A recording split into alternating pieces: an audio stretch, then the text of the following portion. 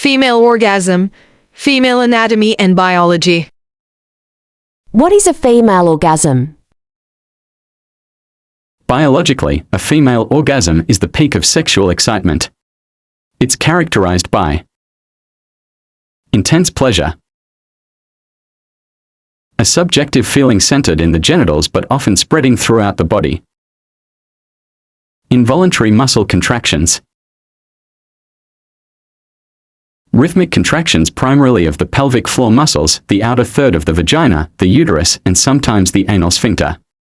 These typically occur at intervals of about 0.8 seconds initially and then slow down. Physiological changes. A sharp increase followed by a release in muscle tension. Myotonia, heart rate, blood pressure, and breathing rate. Release. A sense of release from the buildup of sexual tension experienced during the excitement and plateau phases of the sexual response cycle.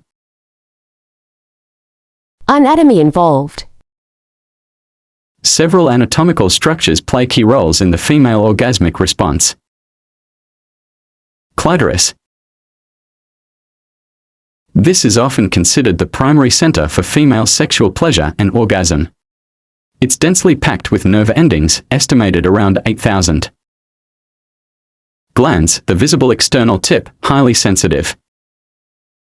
Body of shaft extends internally beneath the clitoral hood. Crura, legs, two internal extensions that flare out and run along the pubic bone.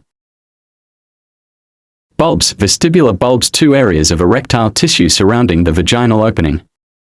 The entire clitoral structure is much larger internally than what is visible externally. Stimulation of any part of this network, directly or indirectly, e.g., through vaginal intercourse, contributes to arousal and orgasm for most women.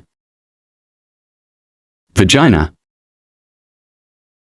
While the inner two-thirds of the vagina have fewer nerve endings sensitive to touch, the outer third is more sensitive. This area engorges with blood during arousal. Rhythmic contractions of the vaginal walls, specifically the orgasmic platform in the outer third, are a key feature of orgasm. The controversial G-spot is often described as an area on the front wall of the vagina, which some researchers believe is part of the internal clitoral network or related to the urethral sponge. Uterus. Contracts rhythmically during orgasm. These contractions may start at the top, fundus, and move downwards. Pelvic floor muscles. These muscles support the pelvic organs and contract strongly and involuntarily during orgasm. Nervous system. Sensory information from the genitals, primarily via the pudendal nerve and others, travels to the spinal cord and then to the brain. The brain processes these signals, integrates them with psychological factors, and triggers the physiological response of orgasm via autonomic, involuntary, and somatic, voluntary, though the contractions become involuntary during orgasm nerve pathways. Brain. The ultimate orchestrator.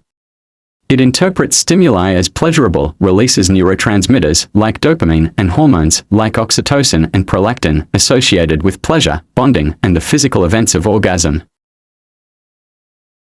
Biology and physiology. The female orgasm is part of the sexual response cycle, often described in phases, though female response can be more varied and less linear than this model suggests. Excitement. Blood flow increases to the genitals, vasocongestion, causing the clitoris and labia to swell, and vaginal lubrication begins. Muscle tension increases. Plateau. Arousal intensifies. The clitoris may retract slightly under its hood. The outer third of the vagina swells further, forming the orgasmic platform. Heart rate, blood pressure, and breathing continue to rise. Orgasm. The climax involving the involuntary muscle contractions and intense pleasure described above. Hormones like oxytocin, associated with bonding and contractions, and prolactin, associated with satiation, are released. Endorphins, natural pain relievers and mood elevators, may also be released. Resolution. The body gradually returns to its pre-arousal state. Vasocongestion reverses, muscles relax. Unlike many males, females do not necessarily have a significant refractory period, recovery time before another orgasm is possible, potentially allowing for multiple orgasms within a single sexual encounter. Variability.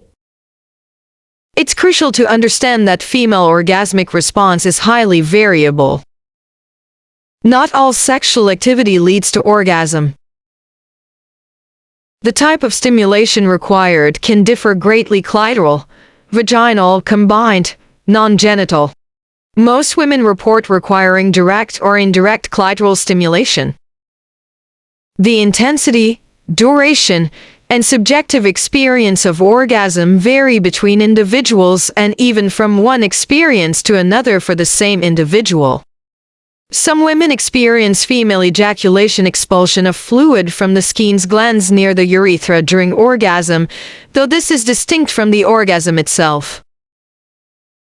While the exact evolutionary purpose of the female orgasm is debated, theories include facilitating pair bonding, aiding sperm transport, or being an evolutionary byproduct. Its complex interplay of anatomy, hormones, and neurology makes it a significant physiological and psychological event.